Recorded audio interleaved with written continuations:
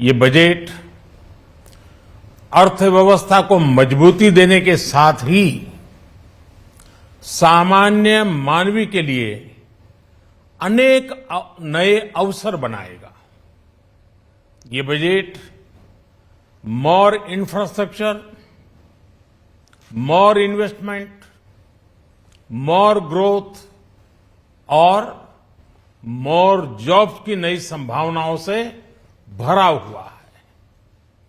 और एक नया क्षेत्र और खुला है और वो है ग्रीन जॉब्स का।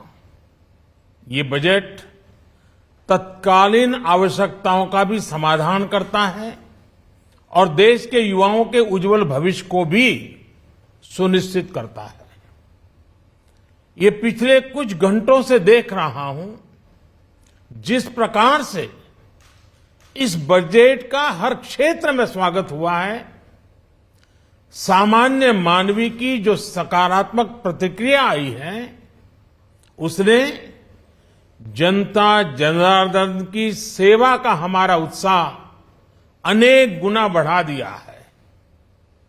जीवन के हर क्षेत्र में आधुनिकता आए, टेक्नोलॉजी आए, जैसे किसान ड्रोन हो, वंदे भारत ट्रेन हो, डिजिटल करेंसी हो, बैंकिंग के क्षेत्र में डिजिटल यूनिट्स हो, 5G सर्विसेज का रोल आउट हो, नेशनल हेल्थ के लिए डिजिटल इकोसिस्टम हो। इनका लाभ हमारे युवा, हमारे मध्यम वर्ग, गरीब, दलित, पिछड़े, ये सभी वर्गों को मिलेगा। इस बजट का एक महत्वपूर्ण पहलू है गरीब का कल्याण। हर गरीब के पास पक्का घर हो, नल से जल आता हो, उसके पास शौचालय हो, गैस की सुविधा हो, इन सभी पर विशेष ध्यान दिया गया है। इसके साथ ही आधुनिक इंटरनेट कनेक्टिविटी पर भी उतना ही जोर है।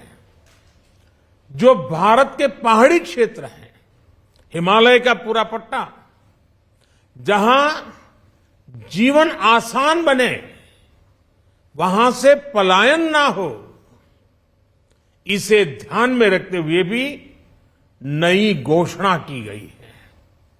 हिमाचल, उत्तराखंड, जम्मू कश्मीर, नॉर्थ ईस्ट ऐसे क्षेत्रों के लिए पहली बार देश में पर्वतमाला योजना शुरू की जा रही है। ये योजना पहाड़ों पर ट्रांसपोर्टेशन और कनेक्टिविटी की आधुनिक व्यवस्था का निर्माण करेगी और इससे हमारे देश के जो सीमावर्ती गांव है, बॉर्डर के गांव है, जिसका वाइब्रेंट होना जरूरी है, जो देश की सिक्योरिटी के लिए भी आवश्यकता है, उसको भी बहुत बड़ी ताकत मिलेगी। भारत के कोटि कोटि जनों की आस्था मां गंगा की सफाई के साथ साथ किसानों के कल्याण के लिए एक महत्वपूर्ण कदम उठाया गया है। उत्तराखंड, उत्तर प्रदेश, झारखंड, बिहार, पश्चिम बंगाल, इन राज्यों में गंगा किनारे नेचुरल फार्मिंग को प्रोत्साहन दिया जाएगा। इससे मां गंगा की सफाई का जो अभियान है, उसमें मां गंगा को केमिकल मुक्त करने में भी बहुत बड़ी मदद मिलेगी। बजट के प्रावधान यह सुनिश्चित करने वाले हैं कि कृषि लाभप्रद हो, इसमें नए अवसर हो, नए एग्रीकल्चर स्टार्टअप्स को प्रोत्साहन देने के लिए विशेष फंड हो या फिर फूड प्रोसेसिंग उद्योग के लिए नया पैकेज। इससे किसानों की आय बढ़ाने में बहुत मदद मिलेगी। एमएसपी खरीद के माध्यम से किसानों के खाते में 2.25 लाख करोड़ रुपए से भी ज्यादा सीधे ट्रांसफर किए जा रहे हैं। कोरोना काल में एमएसएमई यानी हमारे छोटे उद्योगों की मदद और उनकी सुरक्षा के लिए देश ने लगातार अनेक निर्णय लिए थे, अनेक प्रकार की मदद पहुंचाई थी। इस बजट में क्रेडिट गारंटी में रिकॉर्ड वृद्धि के साथ ही कई नई योजनाओं का ऐलान किया गया है।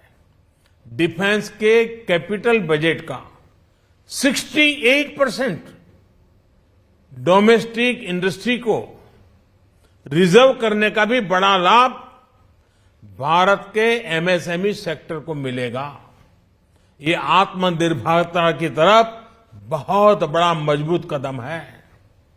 7.5 लाख करोड़ रुपए के पब्लिक इन्वेस्टमेंट से अर्थव्यवस्था को नई गति के साथ ही छोटे और अन्य उद्योगों के लिए नए अवसर भी बनेंगे। मैं वित्त मंत्री निर्मला जी और उनकी पूरी टीम को इस पीपल फ्रेंडली और प्रोग्रेसिव बजट के लिए बहुत बहुत बधाई देता हूं। कल भारतीय जनता पार्टी ने मुझे सुबह 11 बजे बजट और आत्मनिर्भर भारत विषय पर बात करने के लिए निमंत्रित किया है। कल 11 बजे मैं बजट के इस विषय पर विस्तार से बात करूंगा। आज इतना काफी है। बहुत बहुत धन्यवाद।